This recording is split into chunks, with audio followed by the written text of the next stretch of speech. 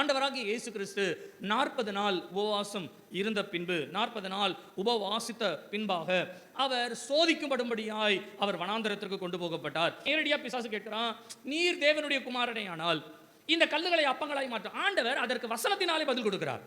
இப்ப இவர் வசனத்தினாலே பதில் கொடுக்கிறதுனாலே சாத்தான் என்ன பண்ணா, வசனத்தை கொண்டே இயேசுவை மடக்குவன்றதுக்காக, உன் பாதம் கல்லில் இடராதபடிக்கு உன்னை தூதர்கள் ஏந்திக் கொள்வார்கள் என்று எழுதி இருக்கிறதே, ஆகையினாலே தாழ குதியும் அப்படின்னு சொல்லும் பொழுது ஆண்டவர் சொல்றாரு, உன் தேவனாகிய கர்த்தரை நீ பரீட்சை பாராதிருப்பாயாக என்ற வசனத்தையே சொல்றாரு. நீங்க நல்லா கவனிங்க, உலகத்துல பிசாசு என்னென்ன காரியங்களை சொல்லுகிறானோ அந்தந்த காரியங்களுக்கு நம்முடைய வேதத்தின்படியே பதில் கொடுத்து ஜெயிப்பதற்கு ஜெயமும் உண்டு. அதே நேரத்தில் சில நேரங்களில் பிசாசு உலக காரியத்தை கொடுத்து நம்மளை ஜெயிக்க முடியாதுன்றதுக்காக வசனத்தை பேசுற மாதிரி நம்ம கிட்ட சில ஆவிக்குரிய காரியம் மாதிரி பேசுவோம். இந்த ஆவிக்குரிய காரியத்தை நீங்க ஜெயிக்கணும்னு சொன்னாலும் வசனத்தை கொண்டு தான் ஜெயம் பெற முடியும். அல்லேலூயா, அல்லேலூயா.